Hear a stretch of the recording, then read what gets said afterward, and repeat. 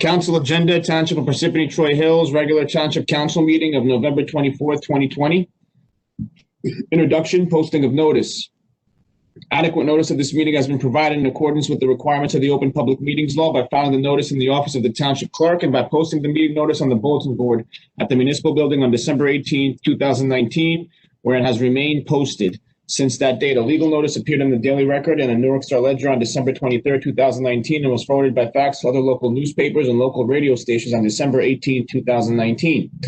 Note, council meetings are videotaped and aired on Public Access Channel 21 at 7 p.m. Sundays and Wednesdays, and are also available for viewing at www.parsippany.net. Okay, Mayor, if I can ask you to lead us in the flag salute, please. My pleasure. Thank you.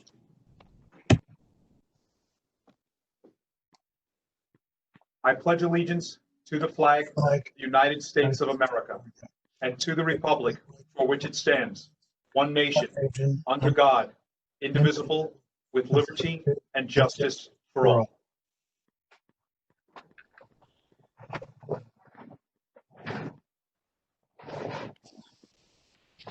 Okay, thank you, Mayor.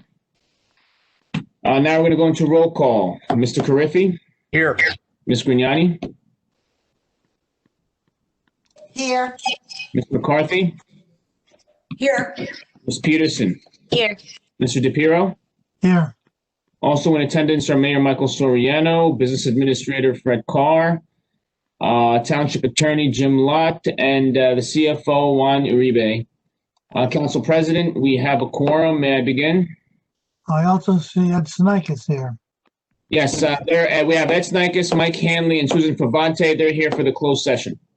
Okay, thank you. May I begin? Please. Thank you. Upcoming meetings, December 1st, 2020 at 7 p.m., agenda meeting. December 15th at 7 p.m., the regular meeting. Approval of minutes, we have the agenda meeting of October 6th, 2020, the regular meeting of October 20th, 2020, and the special meeting of September 9th, 2020. May I please have a motion to approve the minutes? Make a motion. Second. Motion made by Mr. Carriffy, seconded by Ms. Peterson. Roll call. Mr. Carriffy? Yes. Ms. Grignani? Yes. Ms. McCarthy? Yes. Peterson? Mr. DePiero? Yes. Motion passes. Thank you. Now going to presentations and reports. Mayor? Thank you, Clerk. Thank you, Mr. Council President. I want to start off by saying first that I'm hoping that everyone that can hear me right now has a very happy and safe Thanksgiving. Certainly, I know myself and my family, we have a lot to be thankful for this year. And I know that it's been hard and challenging for everyone in Parsippany in one way or another. And I'm in my household, we're taking the precautions necessary to make sure we have a better and more normal Thanksgiving next year. We're willing to make that sacrifice, and I'm hoping everyone that can hear me is doing the same. I'll tell you what the township is very thankful for. We're thankful for the 450 employees that work for the township. We're thankful for the Board of Education staff and members as well, and the parents that are working hard to educate their children. We're also very thankful for the volunteers and professionals that protect this town, and also the volunteers that are just giving so much of themselves this year, not just because it's Thanksgiving with Christmas around the corner, but have been doing it all year to help care for people, to help feed people, to help people get to appointments and to keep themselves healthy. Just that volunteer spirit, that community spirit gives me hope. And when there's so many grim things happening right now, that makes me smile and makes me look forward to a brighter future. So that's what this township is thankful for. So happy Thanksgiving to everyone. And with that, this Saturday is Small Business Saturday. Everyone focuses on Black Friday, where they wind up getting, deals at the mall and deals digital, but I want people to focus on local. So I'd like to read this proclamation for Small Business Saturday into the record. Whereas the administration of the Township of Parsippany-Troy Hills celebrates our local small businesses and the contributions they make to our local economy and community. According to the United States Small Business Administration, there are 300.7 million small businesses in the United States, representing 99.7% of all firms with paid employees in the United States, and are responsible for 64.9% of new jobs created from 2000 to 2018. And whereas small business employs 47.3% of the employees in the private sector in the United States, 62% of U.S. small businesses reported that they need to see consumer spending return to pre-COVID levels by the end of 2020 in order to stay in business. 65% of U.S. small business owners said it would be most helpful to their businesses to have their regulars return and start making purchases again. And 3/4 of U.S. consumers are currently looking for ways to shop small and support their community. And whereas 96% of consumers who shopped on Small Business Saturday agree that shopping small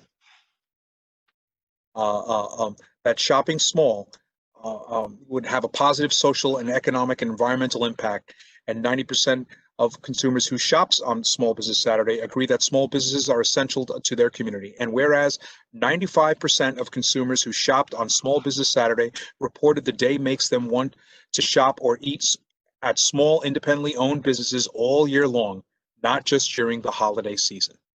And whereas the Township of Parsippany-Troy Hills supports our local businesses that creates jobs, boosts our local economy, and it preserves our communities. And whereas advocacy groups as well as public and private organizations across the country have endorsed the Saturday after Thanksgiving as Small Business Saturday. Now, therefore, I, Michael A. Soriano, Mayor of the Township of Parsippany-Troy Hills, do hereby proclaim November 28th, 2020 as Small Business Saturday in the Township of Parsippany-Troy Hills, and urge the residents of our community and communities across the country to support small businesses and merchants on Small Business Saturday and throughout the year. Thank you very much, Clerk, Mr. Council President. That concludes my report. Thank you, Mayor. Thank you, Mayor. Okay, moving on to Township Council. I turn it over to the Council President. Well, I do have two items I would like to bring up.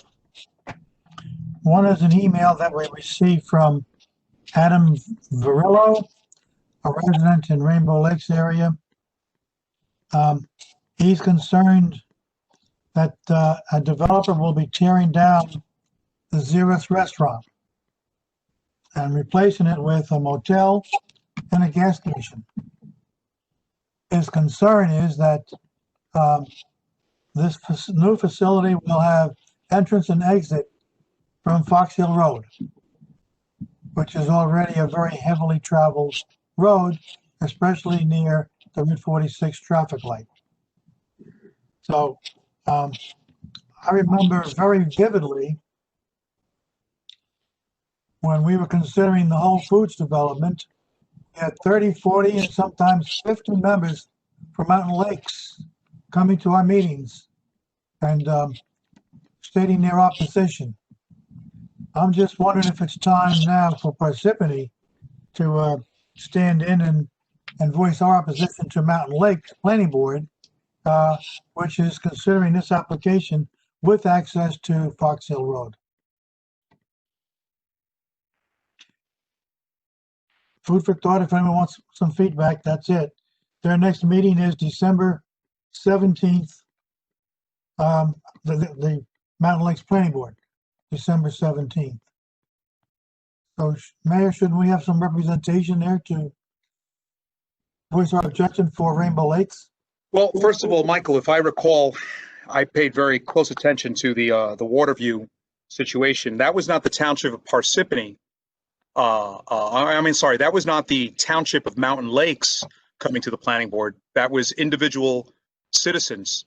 And I also note that the volunteers and the activists that formed their group, which were Mountain Lakes people and Parsippany folk, also got their own engineer to do an assessment. And you know, I know that there's a vocal group that's forming in the Rainbow Lakes area. You know, I would I'm curious what they're doing with that, if anything. I had planned to go to the planning board meeting last week, but it got pulled from the agenda because I did want to voice concerns on behalf of residents who've been calling me. I certainly don't think, we could halt the project, but certainly voicing concerns about traffic that goes onto Fox Hill Road, I think is something that as a township, I am going to myself speak about. But going township against township, I'm not No, sure we're ready for that. I was not proposing township against township. I just think Okay. these individuals should be involved. Well, I'll be attending that meeting too if I can make the 17th. I would say individuals being involved in government and in a discussion on how communities can be done is a very American thing to do. Okay, thank you. Next item is the Knoll Country Club is going to have a rate increase in 2021. And they had sent out a notice that any members who pay their 2021 membership fees in advance during 2020 will pay the 2020 rate, not the 2021 rate, which is a good deal. And a lot of checks are going in. But unfortunately, I got a phone call from one of the members who said that his check bounce came back. The post office sent it back and said it was not deliverable. Do we have a problem with our post office box in Parsippany? Anybody aware of it? Council President, I can answer that. It's the Knowles PO box. Obviously with the COVID and all this, the post office kept sending the notice not to the Knoll that their post office. Why didn't they just put the notice in the PO box that was supposed to be enclosed? And we have fast tracked a check to the Knoll to reopen their PO box. Okay, all right. It's not it's a Knoll bill, not a Parsippany, not a township bill. And where did they send the notice? Well, they didn't. We don't know, because if it had showed up here, we'd have done something about it, or we'd have put it in the mailbox to go out to the Knoll. But we'd have told Kevin. I see Kevin all the time, talk to him all the time. We found out about it when the mail, like you said, your correspondence to the Knoll kept getting kicked back by the members as part of the renewal. And that's when we found out that the mailbox had lapsed. The payment had lapsed. Did we take steps to correct the procedure from the post office in the future? It's the post office, as you know, has their own rules, and Kevin's just gonna have to keep an eye on the mailbox. Okay. All right. Thank you. Thank you, sir. Mr. DiPiero, I have a couple of questions, if I may. Certainly. For Thank me? you. No, maybe, but I don't think so. I'm Fine. wondering if we can get an update on the cases of COVID-19 that have been reported from Town Hall, please. Last time we spoke, there were 6 cases on the first floor. I can address that during my report, ma'am. Will I have the opportunity to ask you follow-up questions after that report? No. Yes. Yes. I was going to talk township-wide, and we can talk about our status and what we're doing here in Town Hall. Then I'll hold my questions for then. Thank you. Any other member from the Township Council? Yes, Loretta Grignani. I too have some questions on our COVID procedures. And if Descartes is going to be addressing them, I will also wait until he speaks. Okay, thank you. Any other member from council with any other things that they'd like to address or speak about? Okay, seeing none, moving along. Township Attorney?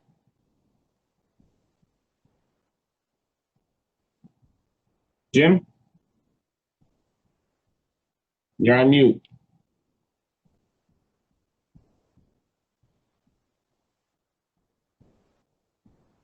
Township Attorney, yeah, there you go. Let me try that again. I have no report. Just the items for closed session, right? That's correct. Just the items for closed session as indicated on the agenda. Thank you, Mr. Lott. Okay, next up, Business Administrator Fred Carr. Thank you, Council. So I will swing in, if I may, to the COVID update, which I was planning on anyhow. So right now, let's talk about in Parsippany-Troy Hills. Right now, as of 12:30 today, the 24th of November, we have 1,349 lab confirmed cases of COVID in the township, of which there were 84 lab confirmed deaths, in the township. That's the numbers right now. Included in those numbers are 17,158 negative COVID tests in the township. Segueing into the downstairs area, we still have a couple of employees who are out, Councilwoman. They did open for business starting last Wednesday. All the employees came to work that were cleared by the health department. Employees who were sick or who had shown symptoms were required to stay home after the 20th. They needed to have a 24-hour period in which they were symptom-free. And there's a few of them who are still in that category of still having symptoms. You have to have 24 hours without a fever, for instance, without the use of medication, and a whole slew of those guidelines. But they are open for business downstairs. We've had some cases upstairs, sporadic, in other parts of the township. I classify those as, refer to those as the ripple effect of contact of employees with other employees, either in social gatherings or in some cases because they live in the same household or quarantining and things like that. Township is going to stay open. Our efforts are to maintain the open doors for the policy in spite of, in some cases, reduced manning. We don't want to get into a conversation where we have to close Township Hall and only have it for appointments only. We're going to avoid that. And starting, 2 weeks ago, many organizations are going back to the A team, B team schedule, where like the clerk's office, IT, sewer and water, some of those critical infrastructures, they're going to, staying in two different teams that don't interact with each other. Other groups, for instance, in Parks and Forestry, they've staggered their times when they come into work so that they all don't rush the time clock at the same time. And that's generally where we are right now. Do you have any questions other than that? I can address specifics if you like, without names. I do. Yes, I do. Loretta, Sure. Would you like to go first? Thank you. BA, I know we had several cases on the main level in Town Hall. And one particular young lady I thought was very brave to post on Facebook that she was positive. And if anyone had been in her company, to please be tested. That was on the 18th. I'm under the impression that we're supposed to have a 2-week session where they have to be COVID-free for 2 weeks and then take another test before they come into work? Or am I under the impression that I'm not correct? This woman came back on the 23rd. She's not even out a week. Okay, so in my conversation with Carlo, the health officer who makes those determinations, Councilwoman, her onset of her COVID symptoms when she took her test. Okay, so she was tested. She had some symptoms they thought were COVID symptoms, and she was put out for the required amount of time based on the health department. So she came back based on the contact tracing and the conversations that she specifically had with the health department. just like every other employee who returns to work. That return to work date is determined by the health department. So then we're not doing a 2-week layoff or 2 weeks staying home, so that, It depends on when the 2 weeks starts, Councilwoman. well, if let's say she started 2 days before, which is the 16th, It was not the 16th, ma'am, it's the week before. so she tested positive on the 18th. We're saying It did not. symptoms on the 9th. Did she say she had symptoms on the 9th or no? See, that's what I'm a little confused about. Okay, I don't understand why she wasn't home for the 2 weeks. That's that case. It was home. Now we need to be careful with HIPAA laws and a rice notice. Fine. So, We need to be careful with that. though this employee has placed it out in the public for Okay. the world to see, and that is her choice. I am uncomfortable talking about people's medical conditions in an open channel. through echo. Okay, fine. Well, I will then tell you, let's, I will tell you let's- that her return to work was strictly controlled by an analysis of the health department. Nothing. okay. All right, let's talk about something else, please. They would not, and frankly, they would not have allowed her to come back to work if there was any doubt in their mind. Well, I'm happy to hear that. Are we taking the temperatures of our employees before they come into work? No, ma'am. We are practicing self-evaluation. But we have an executive order that said the temperatures should be taken. It doesn't say that, ma'am. It says there's 3 or 4 different techniques of doing that. Temperature taking would be one of them. Self-evaluation is one of the options. There's also a self-assessment form. Are they filling that out before they come to work? No, ma'am, that's an individual thing. Well, when is the town going to start doing some of these things to protect not only the residents that are coming into Township headquarters, but also our employees? The residents are protected because there's no contact between, when you come in to pay your water bill or your sewer tax bill, there's a physical screen between you and the employees. Okay? There's very little interaction in town hall with employees themselves. Employees are staffing in their workload. You go to the clerk's office to get something there. You're talking to a screen. Yes, I realize that, but I don't understand. We closed downstairs because of cases. We have cases on the main level, and yet we're not closing. If the residents need some assistance, they could always make a telephone call so that they can have an appointment, or they can email, or we can have drop boxes outside for them to pay their taxes or their water bills. We have that now. Well, We've always had a drop box outside. yes, Even my before husband utilized that. Yes, Even before COVID, there was. I'm well aware of that. Yes, ma'am. The bathrooms that are being used by our employees, how often are they being cleaned? Every day. When daily? Well, what Yes, if ma'am. a couple of hours? Because No, ma'am. residents, well, why not, sir? When the recreation fields wanted their bathrooms to be cleaned, the residents were complaining about the bathrooms. We had somebody from Parks and Forestry every 2 hours.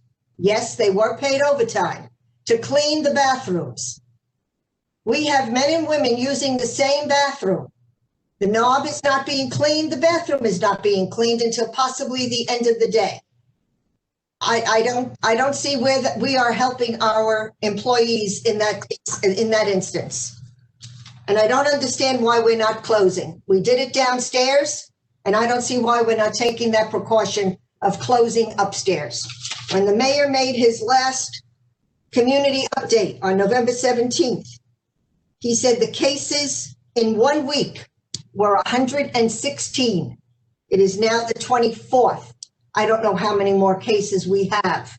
The numbers you gave us of 1,300 and change, I believe that was, or 1,800 and change, were the numbers that were given to us by Carlo, and so were the deaths. I'm hoping that we don't have any deaths since Carlo gave us that information.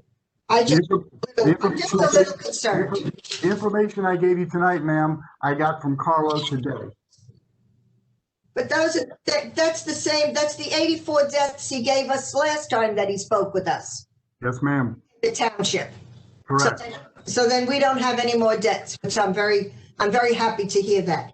But I think that we have employees that are concerned, that are worried. They have underlying conditions, some of them very serious underlying conditions. And they're living with spouses, companions that are working in town. How much contact tracing are we doing to make sure that everyone in the departments that they're working at or in are being tested and told to go be tested? I think for the safety of our township and our residents and our employees, close the building, clean it completely. The last time it was cleaned, I understand, was possibly the 19th when they came in and did a complete cleaning. I don't know whether another one has been done. Okay, but this is important. We are. They cleaned it Friday night. They cleaned it so that the building is clean. There's a cleaning crew, and it was sanitized, soup to nuts, just last week. They chased everybody, myself, Juan, out of the building, and fogged the entire building. The first floor was closed because it met what was classified by the health department as an outbreak criteria, okay, because more than one person in that area had come up positive. And so the health department quarantined or locked down the downstairs, okay, because of more than one case. Okay, so I talked to Carlo and we talk about COVID, about our precautions and what we do here to protect our employees and our residents all the time. Okay? I've been on the phone with him today. I was talking to him yesterday morning at 8 o'clock in the morning about COVID possibilities and people who are concerned. And there are protocols for that. Well, I feel very strongly. We're telling families we can't see each other because of the detriment of this virus, but yet having residents come into our offices. I think personally, I think the office should be closed, not to the residents. Thank you. Thank you, ma'am. Ms. Peterson?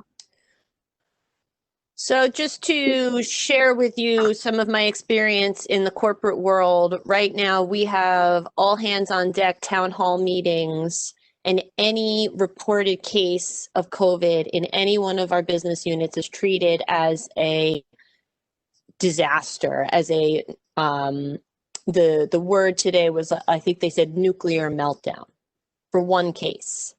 There's a certain cavalierness that's coming across in the lack of defenses around our own employees that I find problematic, because Mayor Soriano opened this meeting by thanking the 450 employees for their work for the town. And I think that it is our responsibility not to just prove ourselves with words, but with deeds. The optics are terrible, and we are modeling the behavior that we want to see in the residents of this town. So if we are cavalier, then we can expect the residents will also decide 10 days, 14 days, 5 days.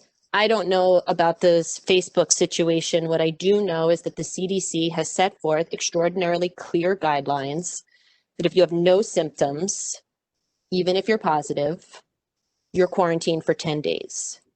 If you have symptoms, you're quarantined from 10 days from the onset of your symptoms and fever-free for 24 hours without the aid of medication, as Mr. Carr said. And most importantly, if you have been around a person who has tested positive, you are to be quarantined for 14 days. That means any person who was sitting in an office, masked or not, should be quarantined for 14 days. And I don't feel confident, and I can hear in Loretta's statements, she also does not feel confident that those 3 nationally mandated steps have not been taken. And so we're asking you to reevaluate your protocols to bring a sense of safety rather than, well, we had a ripple effect. To me, that's a soundbite that could come back to haunt this town. It's not a ripple effect, it's community outbreak. And I would urge the people who are in the position to make these kinds of decisions, you may decide the building should stay open, but has the public been notified? Is there a sign on the door? Do people have all of the information that they need to make a decision that they're going to take home to their families? And we know that people are going to travel for Thanksgiving, so they're going to take it to their loved ones, because the cavalierness with which we've all approached this virus is what spreads this virus. And I think that Mrs. Grignani and I are in agreement that the reaction of this town has been underwhelming. Thank you. Thank you, Council. And I hear you, and I will respectfully disagree, because when I talk about the ripple effect, I don't talk about it in a cavalier. It's like when one employee catches it and they get it to that other person. Those people who are in contact with the contact tracing at the heart of what we do here with the health officer and the nurses and the contact tracing, every single employee who was in contact was interviewed by the health department with this lady and who put her name on the Facebook. But to me, that's not good enough. There are national mandates in place. We're not in a position to be making those decisions. I don't make those decisions, Councilwoman. The health officer does. The person who is the man who's tasked by the Department of Health at the state of New Jersey, who follows like a 96-page guideline of contacting people and calling people who have contact or has close contact or probable contact with whomever. They make all these phone calls and they're in constant contact with me, and they're saying this person has to stay home because they were possibly close to this person, or this Were the person people that the person who posted on Facebook, were the people who that person shares an office space with quarantined at home for 14 days following that person's positive test result? One person was, the other person was in Florida. So there's no close contact with the person that could be possibly close to that one person who posted, because they were in another, 7 states away. I hope that your confidence proves right. Thank you. I can only control what's in this building, ma'am, not what happens outside. People can get sick, and we try very hard to track down each and every person who's possibly close to, somebody who's either positive or presumptive positive. And that's done. I have no doubt. I have utmost confidence in Carlo and his team, because they're on the weekend. We're having conversations and emails. We're calling each other on the weekend, talking about this guy's, positive. This person's not positive. We think this person's positive. We get the lab results from the individual employees, and then we run it to ground. There's a gap that needs to be closed because the staff who works in that building do not share that confidence. So there's a culture and a missing piece of communicating that the staff is safe. There's a cultural piece that's missing. Thank you. Thank you very much. Okay, I'd like to respond, if I may. First of all, when that case happened, the ones that were downstairs in the construction area, what wound up getting as a response is that where we're at now, where we are in A and B work pods, okay, to separate people, to say that we did not do anything, that's a bit of an exaggeration. We are keeping the employees away from each other, number one. And number two, the most effective measure for the prevention of COVID-19 is wearing a mask. And that is something that is strictly enforced in this building. Now, the other thing, and as the BA mentioned, is that we have put shields up between the offices where the public interacts with the township employees. So the township, the residents that come in have absolutely no physical contact and are not even, have no possibility of spitting any vapor into employees and vice versa. So that's a thing right there. I will also like to add that the HVAC systems that we have here, okay, which do have filters on them now, special filters for this. There are two separate systems. The upstairs has a separate system from downstairs that do not interconnect. That's something that really needs to be kept in mind. Okay, so quite frankly, as long as employees are wearing their masks, which they are, I'm confident that that we can be safe here from this point forward, especially now that we're going through A's and B's. And I will tell you that these cases that happened downstairs have made people far more cognizant. It's been a lot easier for me to tell people, please keep your mask on, because they're keeping it on now. They don't need to be reminded. They don't need daddy, getting in their case, making sure that they're behaving. So right now, we can bring Carlo back again next week. I do hesitate to keep bringing him in on nights if you have more questions for him, because I certainly see and I understand the concern that the two council members have and how they brought it up. I hear it in their voices. If you want us to bring him next week, just please say so, and we'll be happy to oblige that. If I may say something, this is Councilman Carriffy. Fred, if you may be doing this already, but I know some corporations and stuff are bringing employees in. They're splitting the employees up into two groups, where one, maybe half of one particular unit or division will come in Monday through Friday. The other half will be off working from at home that week. And then the next week, the other group would come in. That's what we're doing. That's what the mayor was just talking about. Yes, okay, so that's what you're doing with these, the pods, yes. The A and the B? Yes, that's correct. Because that would technically, that gives them now 9 days that they're not in town hall. Correct. Okay. Right. And that's what we're doing for everyone at town hall, all the sections. Okay, thank you. We've done that individually, and in fact, the police have actually changed their schedules from a 4 on 4 off to a 4 and 8. Yes, I know they did that last time. And one of the challenges we have, council, is that when you divide someone like, I'll pick on the clerk's office, okay, because he's there. If you divide the clerk into team A and team B, and one of the members of the team gets sick, right? We resist extremely. It becomes difficult to then man the division with somebody already down because they've come up positive, or something has happened that has nothing to do with COVID. As I have said from day one, there are a lot of people get sick every day that have nothing to do with COVID.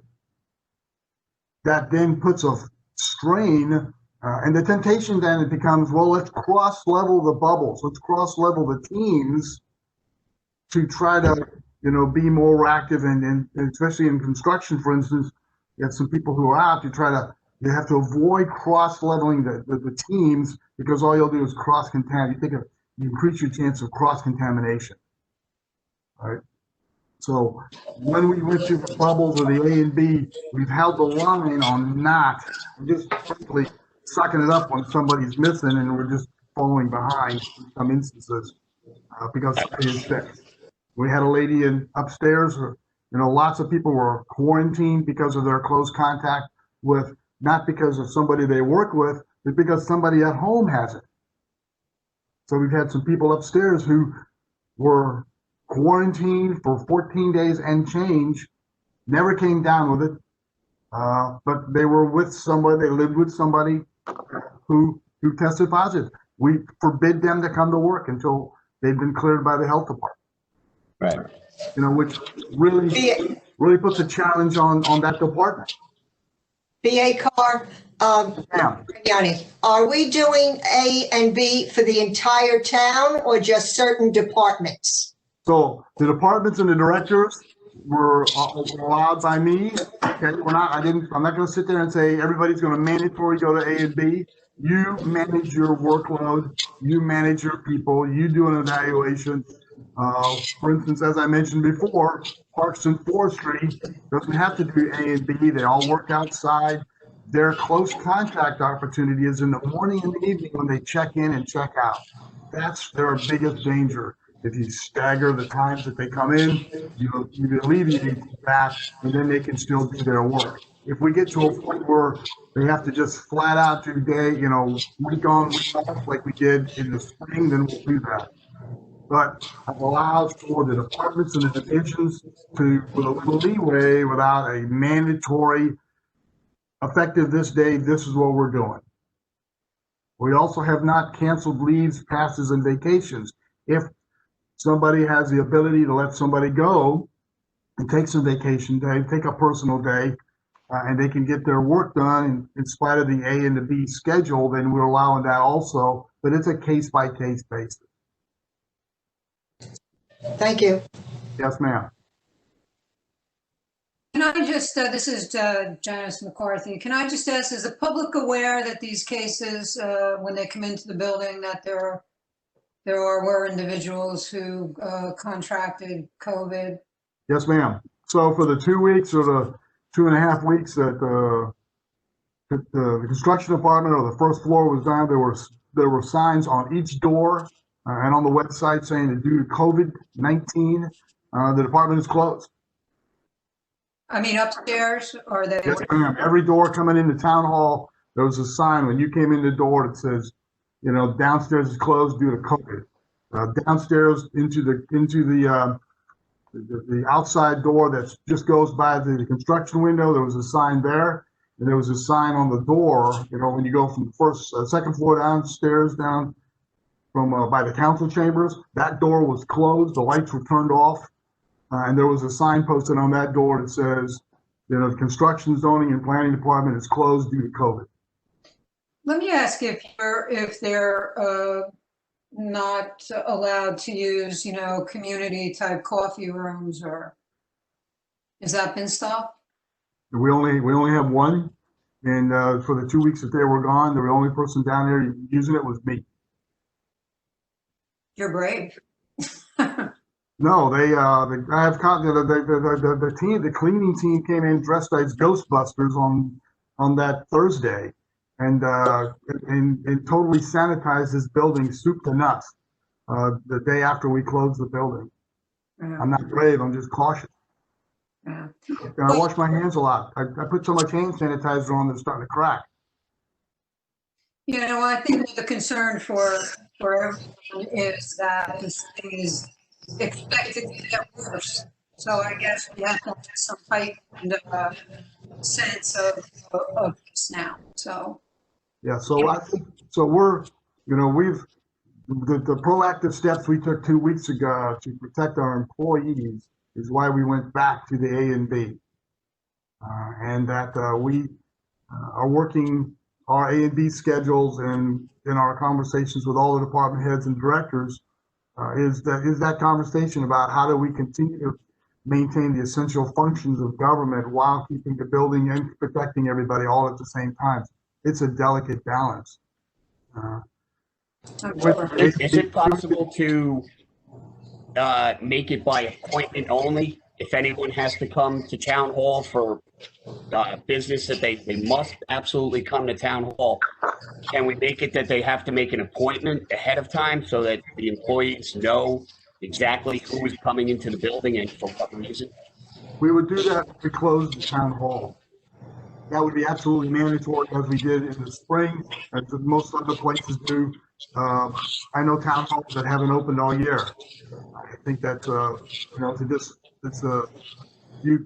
a public service. There are many things we have to interact with the public. I mean, it's easy to pay your electric bill or your water bill, online.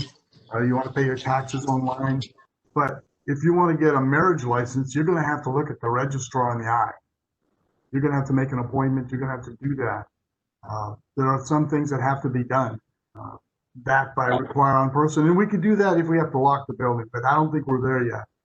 If you look at the water plant, the sewer plant, Councilman, my concern is that if, to redivide it early on in the conversation, so that if somebody gets sick, that the water plant still functions, that the sewer plant still functions. Frankly, if somebody is quarantined as a laborer A, okay, we can adjust to that. That's serious for that individual. That individual stays at home and quarantines, and somebody else has to run the back of the trash truck or cut the grass. If one of those, if the person who's actually running the water plant on the SCADA system goes down, we're in a lot of trouble. So we've probably gone overboard with those in some of these departments. But we're trying to protect our employees and the essential functions, because at the end of the day, these things still have to be done.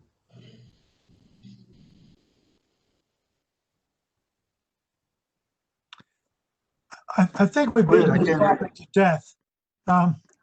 Just one more thing, if I may. The numbers you read off from Carlos, those are since March.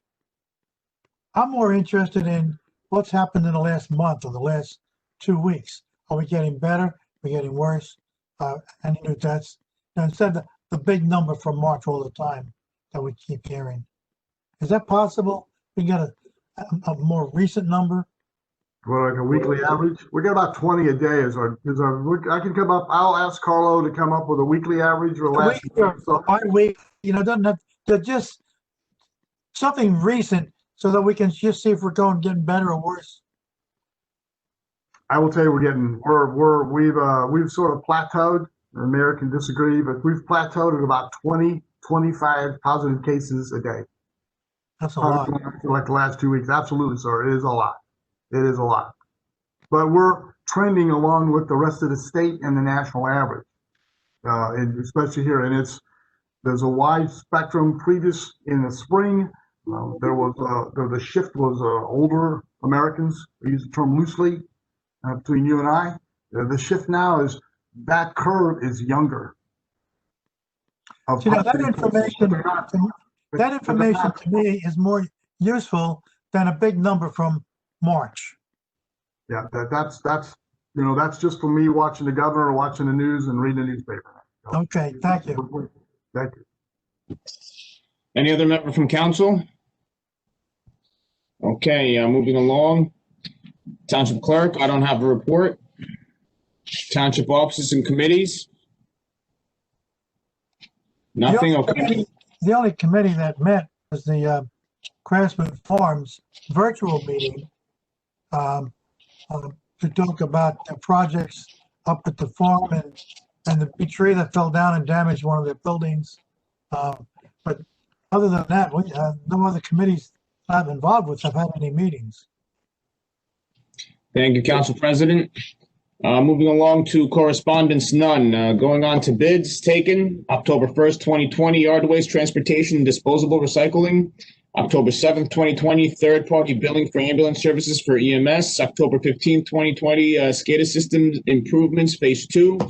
October 21, 2020, well drilling and installation services replacement production well, 21-R, rebid.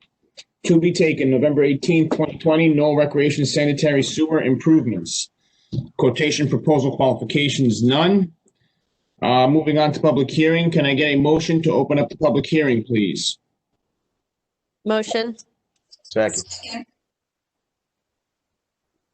Motion made by Ms. Peterson, seconded by Mr. Carriffy. Roll call, Mr. Carriffy, Yes. Ms. Grignani, Yes, Ms. McCarthy, Yes, Ms. Peterson, Yes. and Mr. DePiero. Yes. Okay, at this time, we're going to go ahead and open the floor to the public. I just want to remind the public that you will have 5 minutes to speak. There's a raise hand function. If you can utilize that, we will unmute you. You will have 5 minutes to say whatever you'd like, and then we'll have the council or administration address your questions or concerns.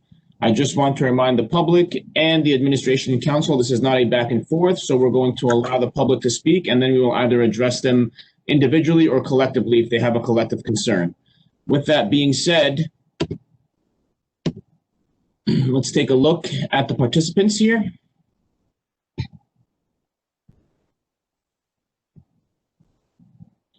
Okay, looks like there is a Ken Dolsky who has his hand raised. Let's go ahead and unmute Ken, please.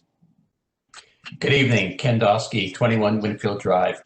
I just wanted to, first of all, I wanted to thank Councilwomen Gragnani and Peterson for their, diligent probing questions on how the pandemic is being handled in the town.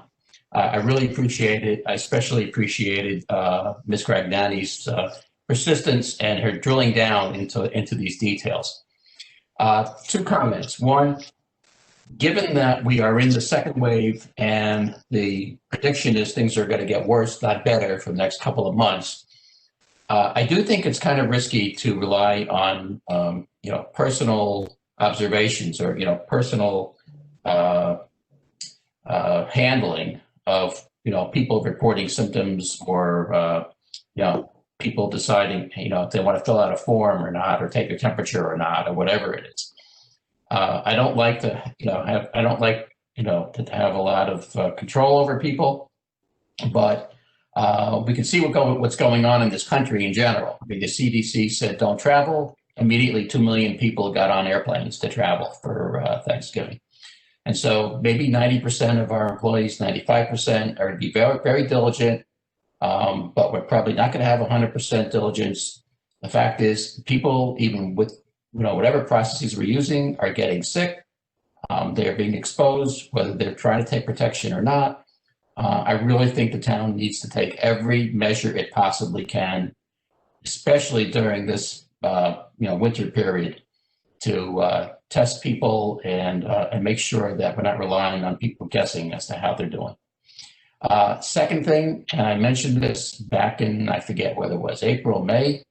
I think the town needs to have an accurate, accurate is a questionable term when it comes to COVID because of all the issues regarding tests and when the tests are taken and when the tests are reported.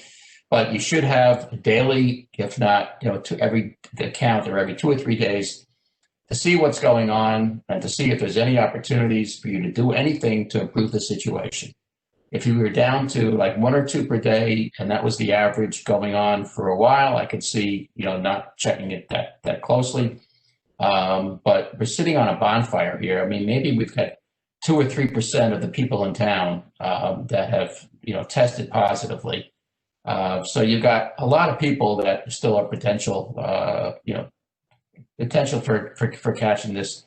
I strongly urge you to take a look at the numbers very closely every day if possible. Thank you. Thank you, Ken. Let's go ahead and mute Ken. Can I just, this is Janice McCarthy. Can I just say, do we have a testing capability? Any fast test capability yet? Or are we planning on getting that ability to test? Anyone? Council President. I asked that question to Carlos the last time he was here. And his response to me was that the county takes care of that. They don't do it locally. So that means that there is no rapid test available or will become available. I understood that that was supposed to become available generally, but we don't have that, right?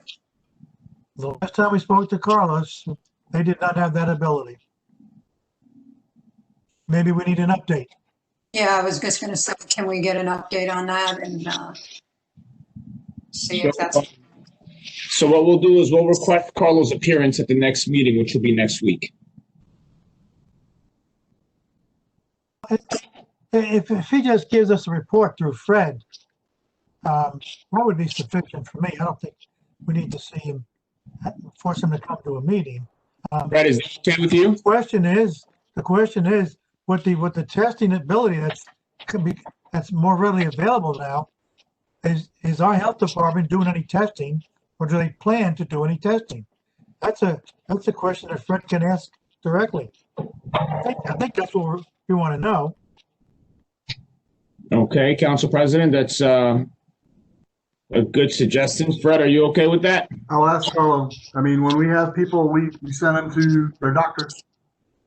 We don't send them to a central, testing facility, like you saw that at Garden State Parkway, at Garden State Art Center, or, some building like that. When an employee feels that they possibly have the letter we send out to everybody, if you feel bad, you think there's been next to somebody who has COVID positive, you need to contact your family doctor, your healthcare professional, talk to him, get his advice on whether or not you should be tested or not, or what he thinks.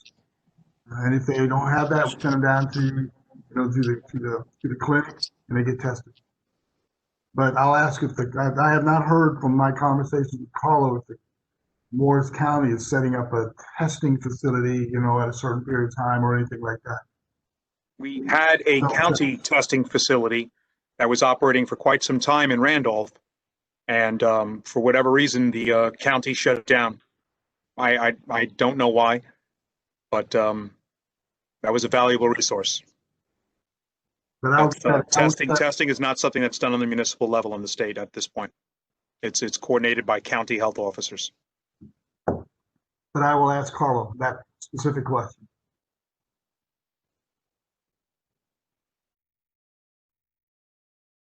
My understanding is that the county shut down the testing site because the cases came much more under control. Now that we have spiked again, they have to remobilize everything. I got an email from Atlantic Health Center. There's an opportunity to get tested at the urgent care on Route 46 in Mountain Lakes that shares the office building with Bright Horizons. But you have to have symptoms, which is another change. Same with Rite Aid on Lake High. In Lake High, I believe it had been you could just go and get tested. I had to get tested multiple times in order to report to work and accounts in the city. Now I believe in order to get an appointment, you have to be showing symptoms, which is going to dramatically slow down the recovery to the point where we could, I would imagine the county is going to reopen in that testing site within days. From your mouth to God's ears. Thank you, Ms. Peterson. Thank you, Mayor. All right, let's now take a look at the public participants to see if we have anyone that has a hand raised. I don't see anyone. I'll give you another minute, and then we're going to go ahead and close the public hearing.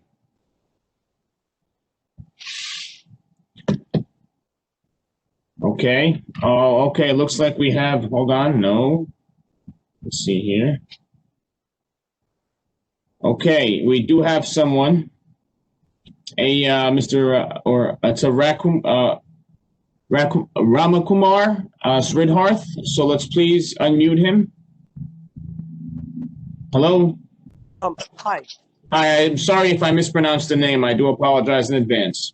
Sure. No, that's okay. My name is Ram Sridharan. I live in 4 Autumn Ridge Road, Morris Plains. It's part of the Glenmont Common Association. I'm here. First of all, I thank the council members and the mayor for giving me an opportunity to speak at this meeting. I'm here because last time many of our residents came here and presented about the condition of our roads. And one of the things that we heard first time is the township does not have possession of the roads after the construction of our community has been completed. So one of the things we have done is we have also raised an OPRA request as part of our community. But at the same time, I just wanted to understand, because I thought this would be a normal process where once the construction is over, the roads are handed over to the township. But we have raised this condition about the roads for almost few months now. And we are just wondering why the roads are not in the possession of the township. Just wanted to bring this up, and many of our township has about our area has about a few hundred houses that are impacted by these roads. So many of our residents share similar concern as well. Thank you. Thank you, sir, for your comments. Would any member of the administration or council like to address this member of the public? Okay, moving on. Wait, hold on. Fred, you want to explain that to Mr. Ramkumar?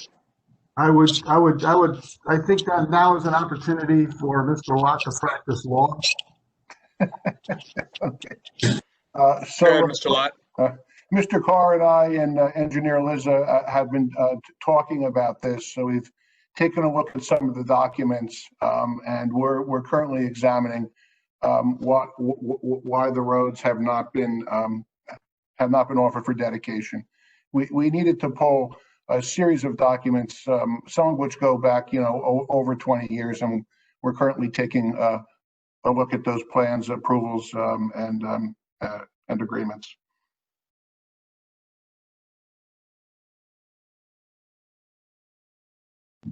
Thank you, Jim. All right, next we have Vamsi Pundla. Can we please unmute? Hello? Hello, hi, good evening, and thank you for giving me the time. I'm Vamsi Pundla. I'm a resident of Greater Glenmount Commons. I'm a neighbor of Ramkumar. I want to bring two items to the council and administration's attention. The first one is the same thing as roads.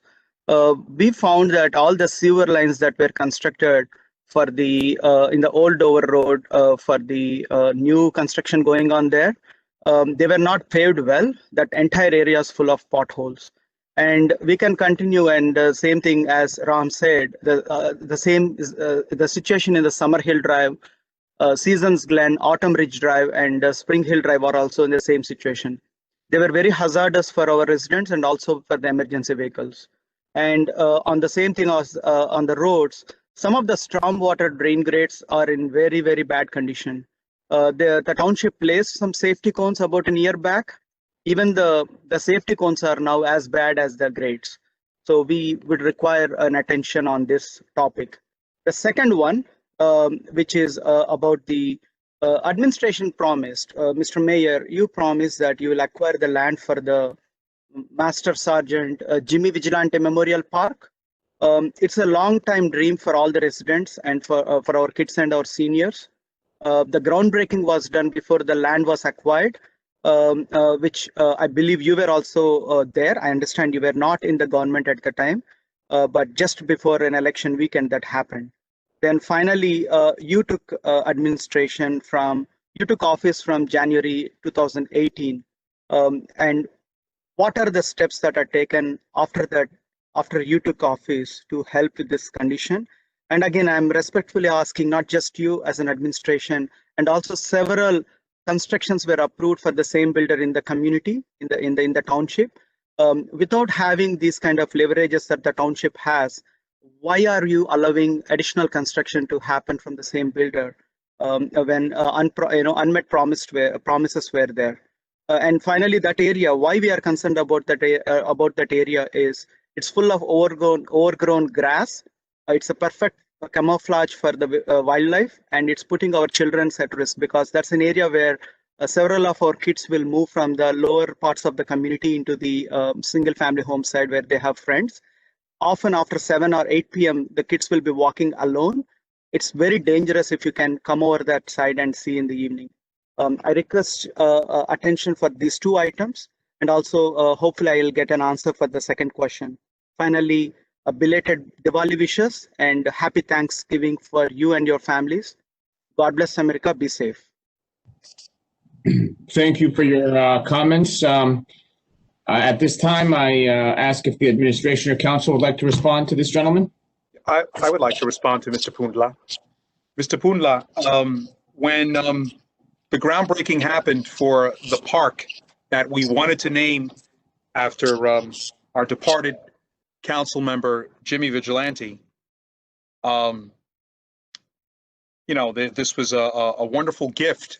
We saw that the developer wanted to give to the township. And we looked into the land. We saw the history of the land after a very extensive search, and we're concerned. So we asked to take a soil sample of the land. I mean, if we're going to build a children's playground there, I want to make sure the land's not contaminated. I want to make sure wasn't a dumping site, and we're not going to create a sinkhole where we're going to have children playing on a playground and people walking. So we politely asked the developer, who wanted to donate the land to us for free, if we could take a soil sample. It seemed reasonable, and I'm sure everyone here on the council could agree with me. That's a reasonable request. Say, hey, can we just take a soil sample? We'll pay for it. The developer said no. Take it as it is, or don't take it at all. I very badly wanted to build a park there. That development, when it was built, for whatever reasons, there were no amenities for the residents, no sidewalks either. And not having a playground for children just seems like such a simple thing to build in the first place. Should have been done before the project was finished, I think.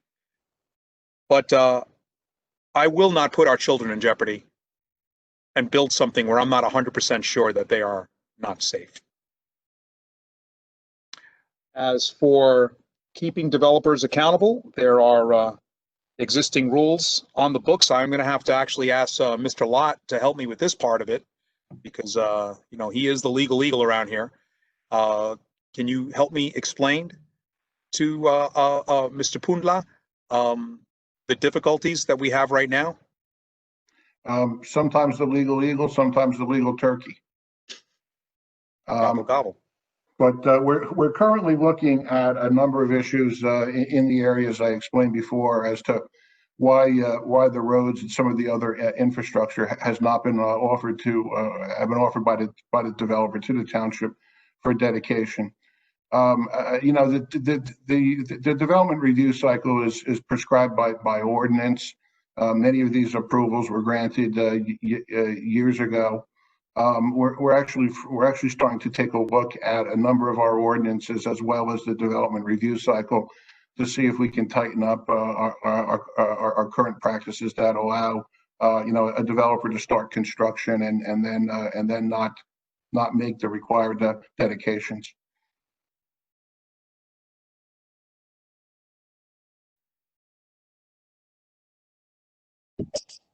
Thank you, Jim. Thank you, Mayor. All right, at this time, I don't see anyone else with their hand up, so I will wait about 20 seconds here.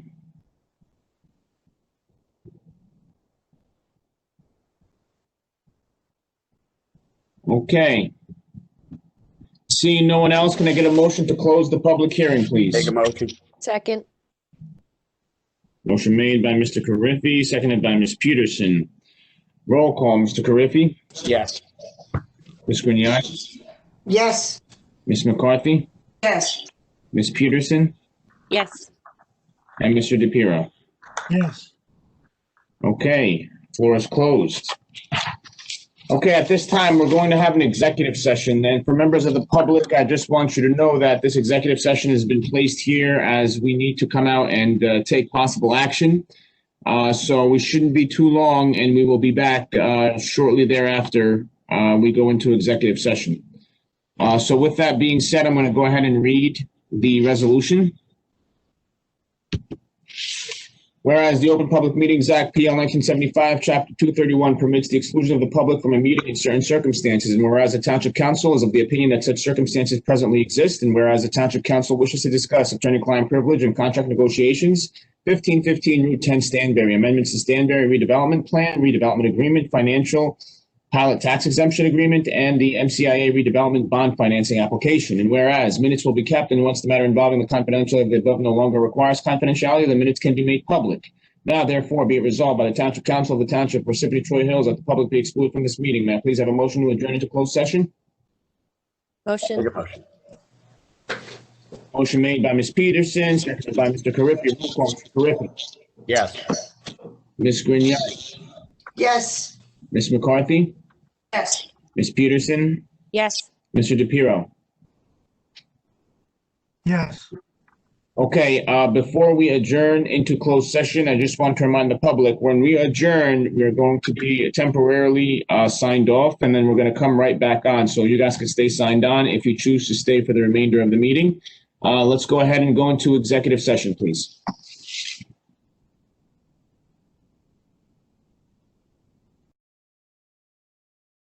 Okay, we're now back in open session. Could I please have a motion to reconvene into open session, please?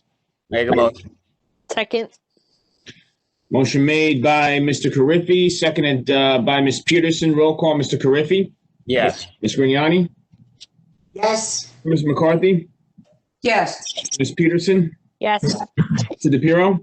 Yes. Okay, we're back in open session. Now moving on to ordinances, introduction. We have ordinance number 2020:32, amending and supplementing Chapter 4, Administration of Government, to transfer the Division of Parks and Forestry to the Department of Public Works and establish the Department of Recreational Services.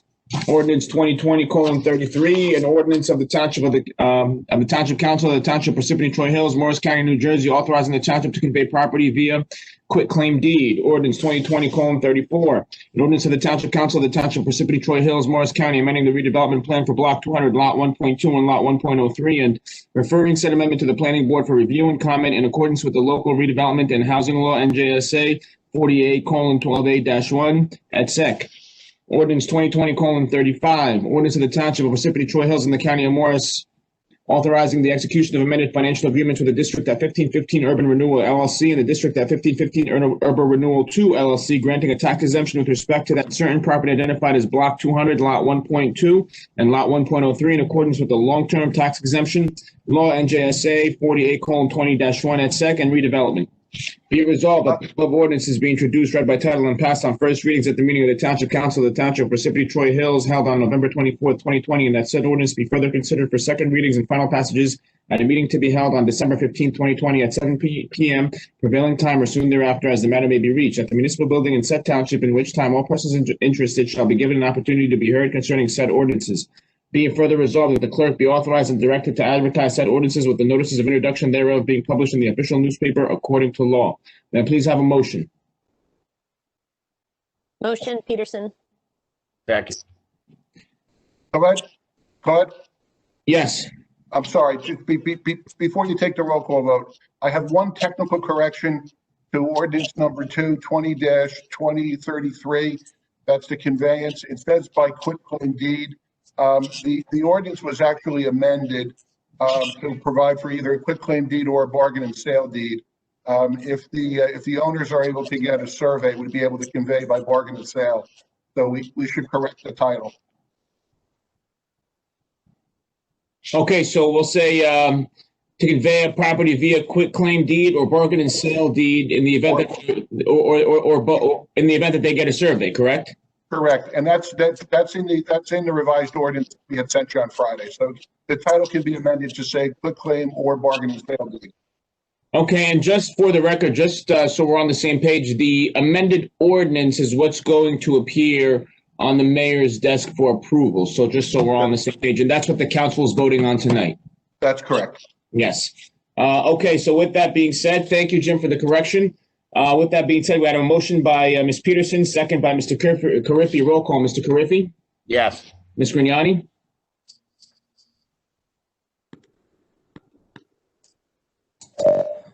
Ms. Grignani.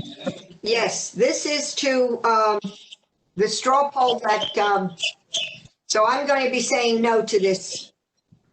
Well, you're going to say, so what you're going to do is you'll vote yes to ordinance 2020-32 and 2020-33, but you'll be voting no to 2020-34 and 2020-35, Ms. Grignani.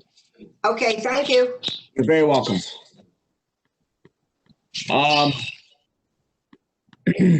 Ms. Grignani, we have Ms. McCarthy. Ms. McCarthy, I'm assuming it's going to be the same manner where you'll be voting yes on 2020-32 and 2020-33 and no on 2020-34 and 2020-35? That's correct. Thank you, Ms. McCarthy. Ms. Peterson? Yes. Yes, just to clarify, since we just went to all four ordinances. And Mr. DePiero? Yes. Same thing, yes to all four ordinances. So with that being said, we have 4 yes votes on ordinance 2020-32 and 2020-33. And we have 3 yes votes on 2020-34, 2020-35, and 2 no votes on 2020-34 and 2020-35. This is just to clarify for the record. Moving on. Second reading and public hearing, ordinance 2020:30, providing retirement payouts and authorizing a special emergency appropriation of $631,671. Ordinance 2020:31, authorizing the township to acquire stormwater drainage easement on a portion of lots 6, 8, and 9 in block 766. The notices for the ordinances above were published in a daily record, the official newspaper of the Township of Parsippany-Troy Hills, on October 27, 2020. The ordinances were introduced at the October 20th, 2020 regular meeting. Motion to accept the ordinances 2020:30 and 2020:31, please. Motion. Second. Second. Motion made by Ms. Peterson, seconded by Ms. McCarthy. Roll call. Mr. Carriffy? Yes. Ms. Grignani? yes, Ms. McCarthy? I think Ms. McCarthy said yes. Yes. Ms. Peterson? Yes. Mr. DePiero? yes, Motion passes. Public hearing on 2020:30 and 2020:31. Motion to open the public hearing for the above ordinances. Make a motion. Second. Motion made by Mr. Carriffy, seconded by Ms. McCarthy. Roll call, Mr. Carriffy? Yes. Ms. Grignani? yes, Ms. McCarthy? Yes. Ms. Peterson? Yes. Mr. DePiero? yes. Okay, since there's a public hearing, I just need to look to see if there are anyone that would like, any members of the public that would like to speak on the above mentioned ordinances. Okay, I don't see anyone. With that being said, could I please have a motion? Seeing no one, can I please have a motion? Make a motion. All right, motion made by Mr. Carriffy, second. Second. Second by Ms. Peterson. Okay, roll call, Mr. Carriffy. Yes. Grignani? yes, Ms. McCarthy? Yes. Ms. Peterson? Yes. Mr. DePiero?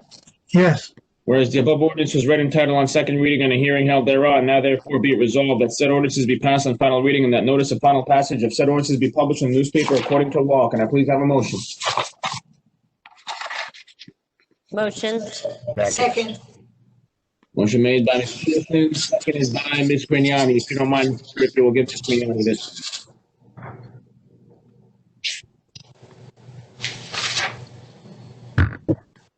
Motion made by Ms. Peterson, seconded by Ms. Grignani. Roll call, Mr. Griffin.